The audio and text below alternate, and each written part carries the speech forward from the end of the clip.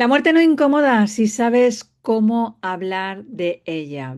Y no te vayas, aunque yo haya dicho la palabra muerte, porque esto es algo que siempre nos va a pasar a todos. De hecho, si tenemos algo seguro es que la muerte va a llegar. Y no nos va a llegar solo a nosotros, sino a la gente que tenemos próximos. Así que quédate, porque vas a tener unas claves en este episodio, en este podcast, que no solo te van a sorprender, sino que te van a beneficiar. Y algún día, espero que muy tarde, vas a poder conseguir utilizarlo. Porque hay palabras que vamos a evitar y cuantos más evitamos, pues más poder van a tener sobre nosotros. Y la muerte es una de ellas. A veces nos incomoda, nos paraliza y nos hace cambiar de conversación. Pero ¿y si el problema no fuera la muerte? ¿Y si el problema fuera que no somos capaces de hablar de ella? Bueno, pues hoy sí, vamos a tocar un tema profundo, humano y necesario. Bienvenido, bienvenida a Libros que Venden, ese podcast donde los libros no solo enseñan a vender, sino a vivir con más conciencia, más profundidad y más verdad. Soy Rosa Montaña, médico por vocación, empresaria por decisión y autora de 25 libros. Y ahora mismo tengo la suerte y el placer de poder estar mentorizando a 25 grandes profesionales que van a presentar su libro el 1 de mayo. En algunos el primero, en otros el segundo, pero seguro que no se quedan ahí. Si algo aprendí en mi etapa clínica, mientras fui médico de urgencias, es que la muerte no siempre duele por sí misma. Duele el silencio, duele lo no dicho y duele lo no preparado. Este episodio está patrocinado por Neven, ese programa donde tu conocimiento convierte un libro en legado y autoridad. Porque algunos libros no solo venden, sino que nos acompañan. Y ese es lo que va a suceder con el libro que tenemos hoy. Él es médico y pone un tema encima de la mesa porque no solo es especialista en oncología, sino también en cuidados paliativos. La muerte no incomoda si sabes hablar de ella. Un libro valiente, sereno, necesario y que no se ha escrito para poder asustar, sino que se escribe para poder aliviar. Porque cuando sabes cómo hablar de la muerte, pues reduces el miedo, dignificas el proceso y humanizas la medicina. Hoy tenemos con nosotros al doctor Herminio González. Muy buenas, Hermi. Hola Rosa, ¿qué tal? Muchas gracias por invitarme a tu programa. ¿Tu primer libro? Mi primer libro, sí, mi primer libro, mi primer libro, un libro un poco disruptivo socialmente porque hablar sobre la muerte siempre te pone un poco incómodo. Y, y yo defiendo en este libro, vamos, defiendo el título del libro, que luego entre sus páginas podrá la gente ver cómo se desmenuza esto, es que la muerte no incomoda, si sabes cómo hablar de ella, claro. La gente sabe hablar como de la muerte, incluso aunque la hayan vivido muy cercana o incluso habiéndola vivido cercana, es algo todavía que nos paraliza porque nadie nos ha enseñado. La muerte nos paraliza tremendamente porque la muerte te hace enfrentarte realmente con tu limitación humana y no nos gusta que nos pongan límites. Ujú. Por lo menos a mí no me gusta que me pongan límites, a los demás como que tampoco. Y la muerte te enfrenta con tus miedos, porque hablar de muerte es hablar de incertidumbre y la incertidumbre da miedo. Y ese miedo tampoco nos gusta. A mí no me gusta tener miedo. A mis hijos tampoco les gusta tener miedo. Y cuando uno tiene miedo, pues está incómodo, no está a gusto. Y por eso esa limitación y esa incertidumbre, ese ¿y ahora qué? Es lo que incomoda de la muerte. De hecho, fíjate, el otro día me acordaba de ti porque escuché a Victoria Rodrigo Fonseca, que estaba buscando sus apellidos, en el podcast de Historias del Mago More, que es un podcast de los que yo sigo y desde aquí le felicito.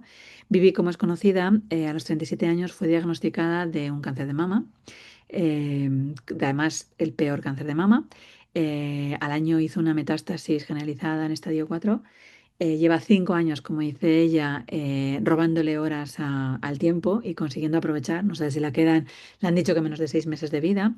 Y hablaba durante el podcast del privilegio que había tenido de poder conseguir hablar sobre la muerte, de haber podido conseguir luchar muchísimo para poder conseguir ayudar a otros en tratamientos dentro de cuidados paliativos. Entendía que los cuidados paliativos no es que solo fueran fundamentales, eran imprescindibles para tener una buena calidad de vida. De hecho, dije, tienes que conseguir hablar con esta chica, seguro.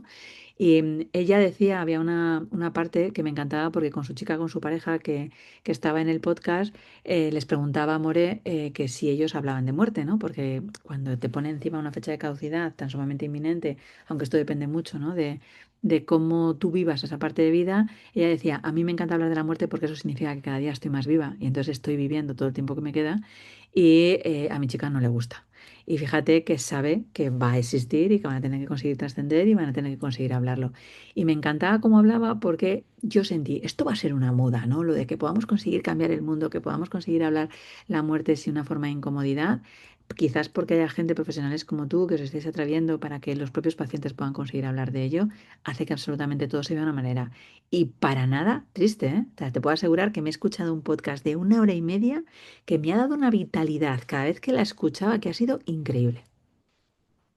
Sí, yo también escuché pequeños fragmentos a través de Instagram. No escuché, no conseguí escuchar el podcast completo, pero sí que escuché unos pequeños fragmentos del podcast y me pareció una tía impresionante de cómo se enfrenta a eso. Porque normalmente para hablar de la muerte hablamos de la risa. Me muero de la risa, Total.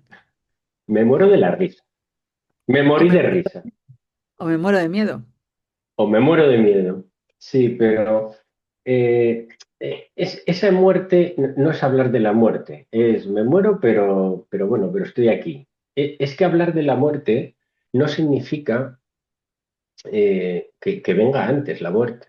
Lo que significa es hacerse conscientes de nuestra limitación temporal. Es decir, cada vez que nacemos, sabemos que nos vamos a morir, pero nadie nos lo dice y incluso la muerte de hace unos años hacia acá se le considera un fracaso.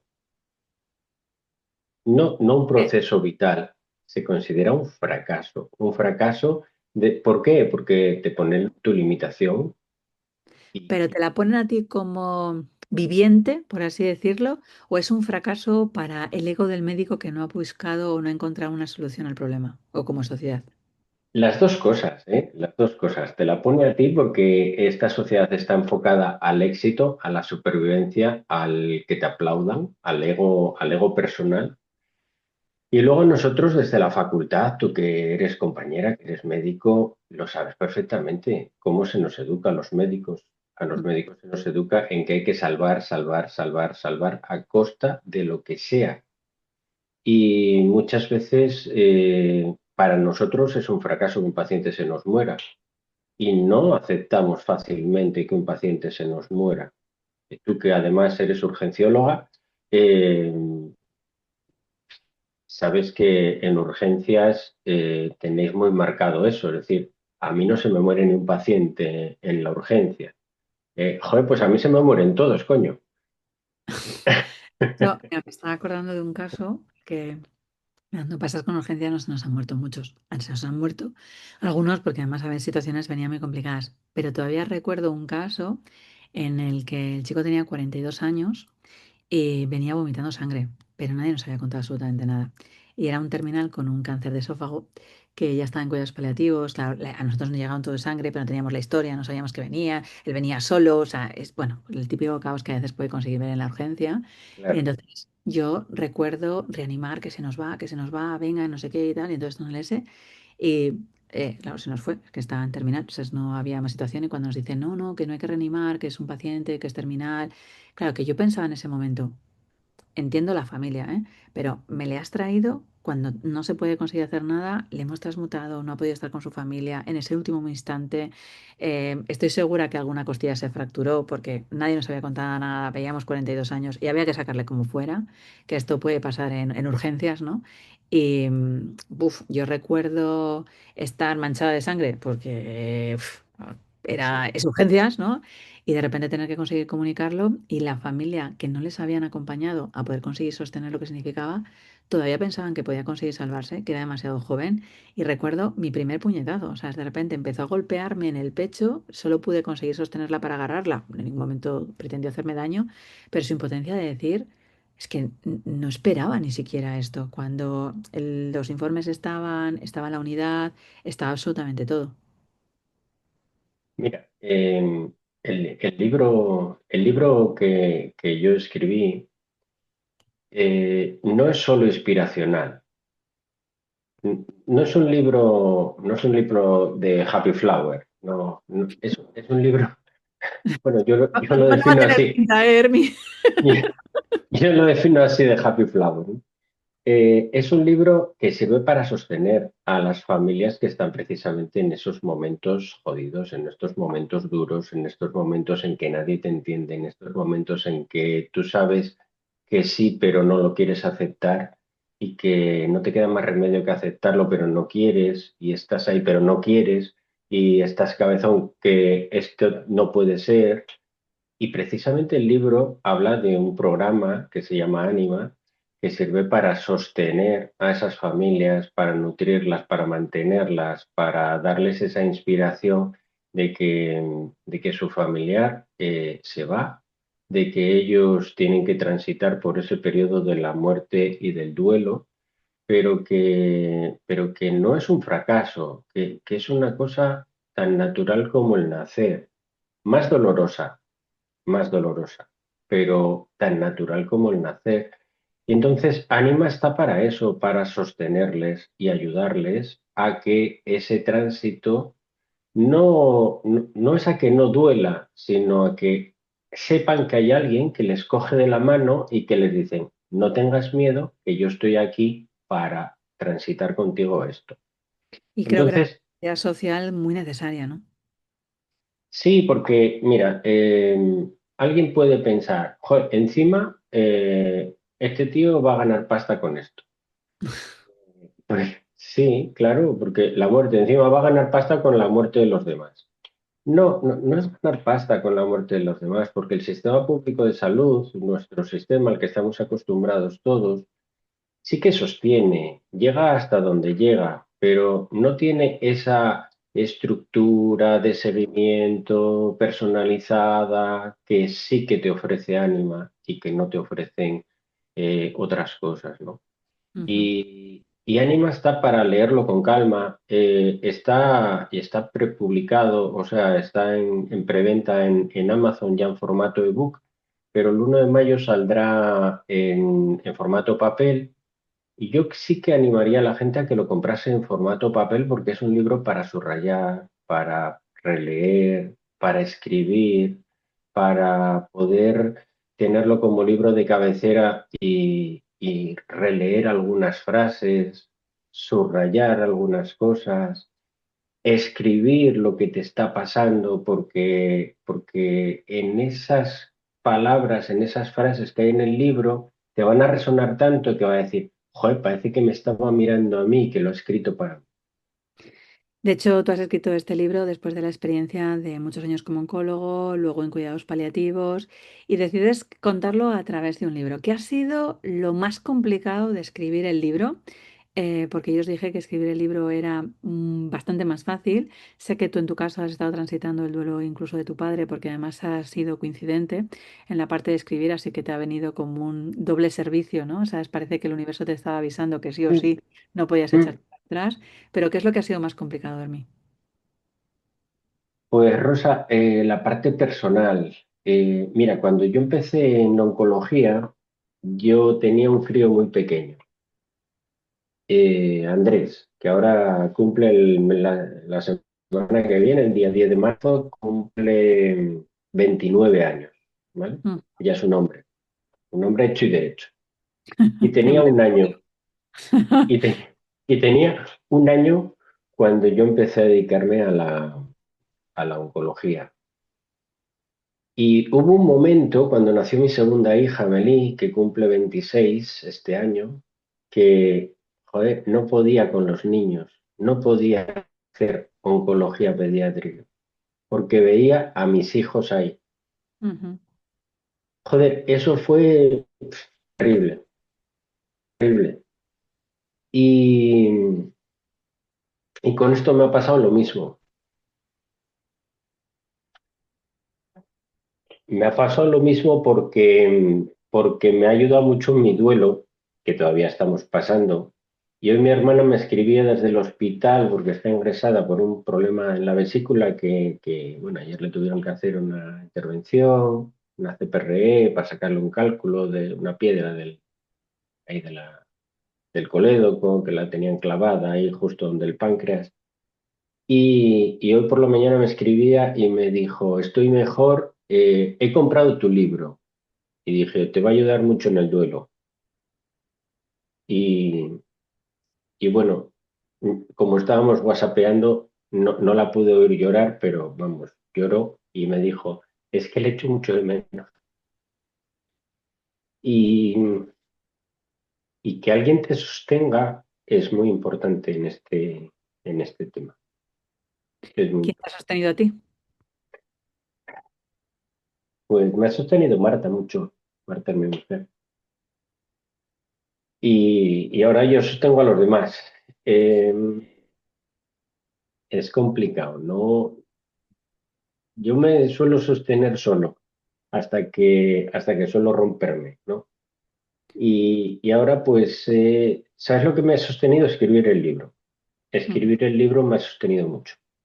Me ha ayudado, ni te lo imaginas. qué bueno. De hecho, aquellas personas que pueden ser tan cabezotas como tú y dicen, pues ya podré yo solo hasta que me rompa, ese hasta que me rompa es como muy español y yo creo que este debería de pasar un poco a la historia, ¿no? Que debería quedar un poco obsoleto, caduco, porque a veces, no sé si es que somos un poco masoquistas o demás, pero es mucho más sencillo poder hacerlo acompañado. Es muy Quijote, sí. Sí, sí. La verdad es que mis hijos están para que los sostengan a ellos. No me van a sostener a mí. Ujú. Marta me ha sostenido bastante. Mi madre está para que la sostengan a ella, porque tiene casi 80 años. Y, y mi hermana, pues tampoco me sostiene. ¿Quién me sostiene? ¿Quién sostiene al que cuida? Pues, Qué buena pregunta, ¿no? pues esa es la puñetera pregunta que nadie contesta, ¿no? ¿Quién sostiene quién necesita que se sostenerse? No, La porque verdad luego es, viendo que la patología de salud mental cuando se van es altísima, mm, porque es cuando cada sí, vez pueden más. sí, el libro a mí la verdad es que escribirle me ha ayudado a afrontar eso, a enfrentarme. Yo he estado en contacto siempre con la muerte, como sabes. La muerte no me asusta, el morirme yo no me asusta. Yo hablo mucho con Marta de la muerte, de cómo quiero morirme, de cómo quiero que sea mi funeral, mi entierro, dónde quiero que me entierren, incluso hasta las canciones que quiero que toquen. Eh, no me asusta, no me asusta, nunca me ha asustado, porque creo que, bueno, pueden llamarlo cielo, pueden llamarlo el universo, pueden llamarlo lo que quieras, pero hay mi conciencia está por encima de todo y va a seguir viva y va a estar en un sitio, pues, mucho mejor, más tranquilo que este, que es un poco caótico. Es un poco. Decías que te ha costado más escribir el libro por esa parte de duelo personal. ¿Y qué es lo que más te ha gustado de escribir el libro, de haberle tenido palpable, de hacer esa portada? ¿Qué ha sido tu favorita, esa parte favorita de decir, he escrito un libro que vende?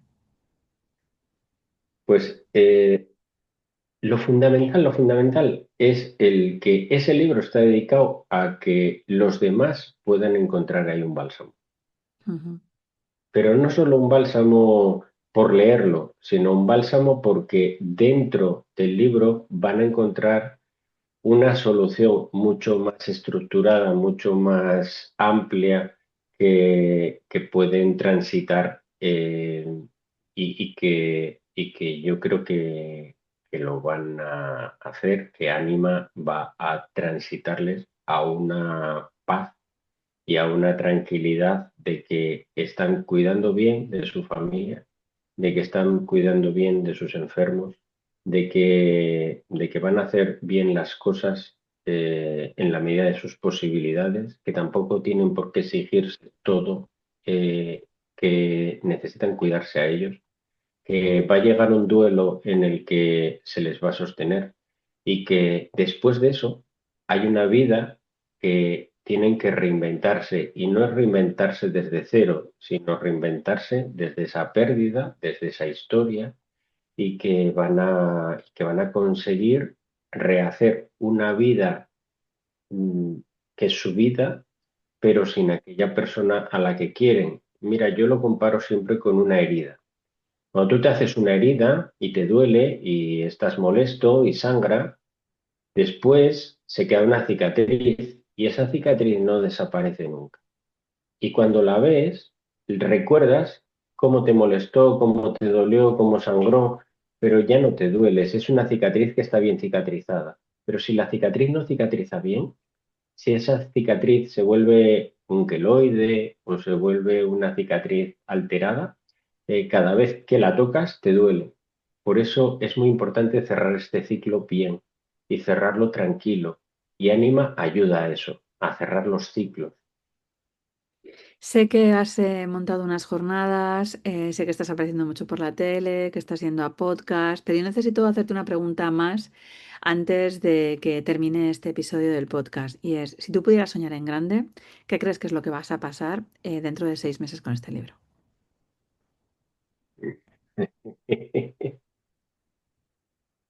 Pues estaremos en boca de toda España y de parte de Hispanoamérica. Eh, si hay un referente que la gente quiera estar, conocer, hablar con él y que les ayude a sanar esas heridas que puedan tener en su alma o que les ayude a transitar con un paciente que está enfermo, en quien van a pensar es en Herminio González o el doctor Hermín, que es en la red. Buenísimo. Pues muchas gracias, Hermi, primero por haberte atrevido a escribir ese primer libro conmigo, haberme permitido verte crecer, haber sido mentorizado en esta parte de Neven y por haber venido a este programa, Libros que Venden, sobre todo porque dentro de poquito os vamos a tener ahí, ¿no? En esas segundas jornadas, en una edición. La primera vez veniste un poco como ahí de despecho, o tengo que acompañar a mi mujer que publica un libro, pero ¿qué es esto? Y oye, terminaste cayendo, que esto les puede pasar a más de uno en las siguientes jornadas que no creía. Y a más de dos, a Sí. más de uno y a más de dos. La verdad es que estoy muy contento. Quiero decir que sí que se necesita para escribir un libro. Mira, escribir un libro lo llevo pensando como hace 20 años y hasta que no hay alguien que te dice, venga, coño, empieza, eh, y te empuja, te pega el primer empujón, no te atreves. Y en esto te lo tengo que agradecer a ti, que me has pegado un meneo para Y los que te quedan, Hermi. que me queda. Pues muchísimas gracias por haber estado aquí con nosotros en este episodio. Gracias a ti. Bueno, no sé si conocéis a Randy Posh en el libro de la última lección, pero es otro libro que tengo que conseguir recomendarte. Acabamos de ver que la muerte no incomoda si sabes hablar de ella. Este libro, La última lección, es un libro que te cambia la vida, sobre todo cuando le lees y te das cuenta que algo que decía él, que es que no podemos cambiar las cartas que nos reparten, pero sí cómo jugamos esa partida. Este es un libro escrito por un profesor universitario que le diagnostican de un cáncer terminal, que decide compartir con sus alumnos y con el mundo lo que realmente importa antes de irse. Fue un legado que dejó a sus hijos.